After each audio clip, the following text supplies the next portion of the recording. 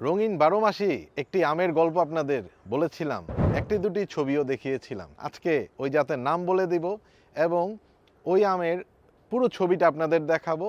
আমের যে মাতৃগাছ থেকে আমরা সায়ন সংগ্রহ করেছি বা যে জাতটি সংগ্রহ করেছি ওই মাতৃগাছটিও আজকে আপনাদের দেখাবো। Hello everyone, welcome back to mango man Bangladesh. Viewers, আজকে আমার দীর্ঘদিন থেকে সংগ্রহিত এই রঙিন যে জাতটি, অনেকেই আপনারা এটার প্রতি আগ্রহ দেখিয়েছেন এবং এই জাতটি খুবই চমৎকার একটি জাত এবং এটার যে কালার এবং 12 মাসি যে টেন্ডেন্সি, এই সব কিছু মিলিয়ে এটা দুর্দান্ত একটি জাত। চলেন বাংলাদেশে আমাদের মাতৃগাছটি আগে আপনাদের দেখাই, আপনারা অভিভূত হয়ে যাবেন। আমরা যে জাতটি সংগ্রহ করে এই এত বড় একটি গাছে সরাসরি কিন্তু আমরা দিয়েছিলাম। তো এই গাছটিতে আমরা 12 মাসি জাতটি দিয়েছি। আমাদের যে বাগান মালিক টুলু ভাই চেয়েছিল তার যে রেস্টরুমটা আছে এই রেস্টরুমের সামনে 12 মাসি কিছু জাত দেওয়ার জন্যে আমরা টুলু ভাইকে রঙিন 12 মাসি জাতের নাম হচ্ছে রেড ব্রাজিল এই জাতটির স্বাদ নিয়ে আমি সামনে আপনাদের বলবো।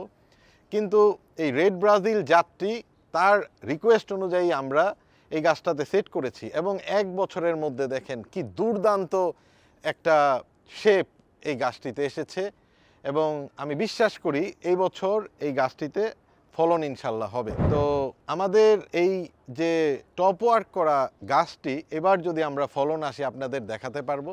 তবে এটার ফলনের আমি কিন্তু স্বাদ নিয়েছি। আপনারা স্ক্রিনে এটার ছবিগুলো একের পর এক দেখতে পাবেন। এই জাতটি একদম ফাইবারলেস ফ্লেশ, চমৎকার মিষ্টি একটি আম, খুব সুন্দর। রোদটা যেখানে, সানটা যেখানে আসে, যে সাইডটাতে আসে চমৎকার কালার হয়, আপনারা ছবিটাতেই দেখতে পাচ্ছেন। এই রেড ব্রাজিল আমি এখান থেকে আর কি কিছু চারা অলরেডি করেছিলাম। অলরেডি আমার অনেক গ্রাহক ফলের ছবি, ফল ছাড়াই তারা আমার কাছ থেকে নিয়ে নিয়েছে। তো তারা অনেকেই আছে যে জানতে চায় যে আসলে কি ভালো স্পেশাল কি আছে। তো ওই ধরনেরই যারা, আমি কোথাও এইটা বলিনি যে আমি এটার চারা করেছি বা এটা আমার কাছে আছে। সবাই যার যার মতো আমার কাছ থেকে ওই বিভিন্নভাবে খুঁচিয়ে জেনে তারা এই জাতটা সংগ্রহ করেছে।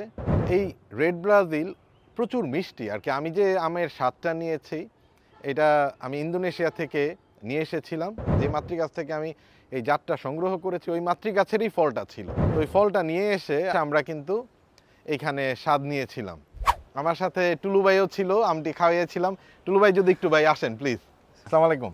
আপনার খেয়াল আছে ইন্দোনেশিয়া থেকে আমি একটা আম নিয়ে আসছিলাম, একটু কালারফুল আম ছিল এবং 12 মাসি একটা আম, এবং একটা আমি পলাশ ভাই তারপর হবিবুর আমরা খাইছিলাম। তো ওই আমটা কেমন লাগছিল আপনার কাছে? না, সাধারণত 12 মাসি আম একটু মজা কম হয় বা মিষ্টি কম হয়, একটু অন্যরকম হয় হ্যাঁ, কোয়ালিটির দিক দিয়ে। কিন্তু ওই আমটা মনে হয় না এটা 12 মাসি আম, একদম সিজনাল, প্রচুর মিষ্টি, সিজনাল আম যেরকম খুবই টেস্টফুল একটা আম। ওরকমই লাগছে, আমি বুঝি না এটা যে 12 মাসি জাত। ঠিক, এবং পলাশ ভাইও কিন্তু খাইয়া একদম আর কি স্তব্ধ হয়ে গেল যে এত টেস্টি একটা আম। আসলে 12 মাসি আম এত ভালো কমই হয়। আসলে 12 মাসি জাতের মধ্যে যখন টেস্ট হয় আর কি দুর্দান্ত একটা স্বাদ, একই সাথে কালার হয়, এটা কিন্তু একদম আর কি সোনায় সোহাগা। ওইটার কি অফ সিজনে আমি একদম সিজনের আম পাইতেছি, সিজনের আম পাইতেছি।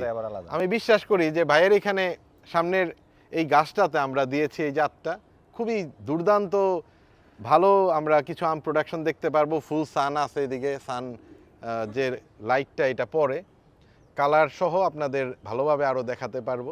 ভিউয়ার্স, ম্যাঙ্গোম্যান বাংলাদেশ শুধু মুখে কথা বলে না, সঠিক জিনিসটা কোথা থেকে আনলাম, কোন জিনিসটা আনলাম, পুরাপুরি রিপোর্টটা একদম এমআরআই রিপোর্ট যেভাবে স্ক্যান করে সব কিছু বের করে দেয়, আমি আমার ভিতরে কিন্তু কিছু রাখি না, সব কিছু আপনাদের জানিয়ে দেই। প্রত্যেকটা জিনিস একদম খুঁটিয়ে বের করে আপনাদের সামনে উপস্থাপন করি, তারপর আমি আমার জাতগুলো প্রকাশ করি।